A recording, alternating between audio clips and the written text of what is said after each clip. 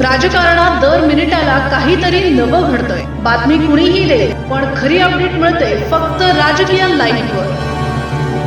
जून 1980 मध्ये मुख्यमंत्री पदाची शपथ घेतलेल्या बॅरिस्टर AR अंतुले यांच्या कारकिर्दीवर सिमेंट घोटाळ्याचे काळे ढग दाटून आले आणि अखेर 1982 मध्ये त्यांना पदत्याग करावा लागला।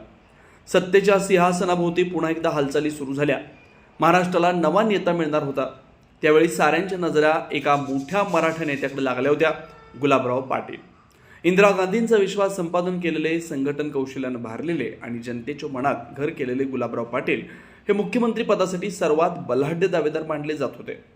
काँग्रेस प्रदेशाध्यक्ष पदाचा अनुभव, सहकारी क्षेत्रातील भक्कम पाया आणि ग्रामीण भागाशी असलेलं घट्ट नातं या सगळ्यामुळे त्यांचं नाव जवळजवळ निश्चित मानलं जात होतं।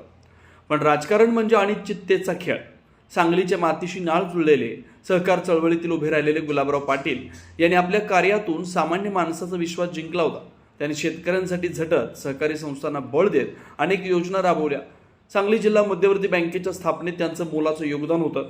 अनेक वर्ष अध्यक्ष म्हणून काम करत त्यांनी शेतकरी आणि ग्रामीण अर्थव्यवस्थेला नवा श्वास दिला।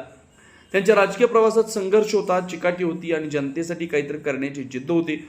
त्यामुळे मुख्यमंत्री पद त्यांच्या हाती येईल अशी अपेक्षा सर्वांनाच होती। परंतु अचानक नशिबाने वेगळं वळण घेतलं। दिल्लीच्या राजकारणात पडद्यामागे हालचाली सुरू झाल्या। इंदिरा गांधींच्या मनात शेवटच्या क्षणी वेगळाच विचार पक्का झाला आणि मग साऱ्यांना आश्चर्याचा धक्का देत अब्दुल रहमान अंतुले यांच्या जागी बाबासाहेब भोसले यांची मुख्यमंत्रीपदी निवड जाहीर झाली। हा निर्णय म्हणजे अनेकांसाठी धक्का होता, पण गुलाबराव पाटील यांच्यासाठी तो जणू स्वप्नभंग होता। ज्यांच्या नावाची चर्चा होती, ज्यांच्याकडे आशेनं पाहिलं जात होतं, तेच अचानक सत्तेपासून दूर गेले। राजकारणातील ही अनिश्चितता, ही चढउतारांची खेळी त्यांच्या आयुष्यात एक वेदनादायी अध्याय बनून राहिली। तरीही त्यांनी कधी कटुता मनात ठेवली नाही। सहकार क्षेत्रातील आपलं कार्य, लोकसेवेची तळमळ आणि जमिनीशी जोडलेली ओळख त्यांनी कायम जपली। पद मिळो किंवा न मिळो, जनतेच्या हृदयात स्थान मिळवणं हेच खरं यश हे त्यांनी आपल्या आयुष्यानं सिद्ध केलं।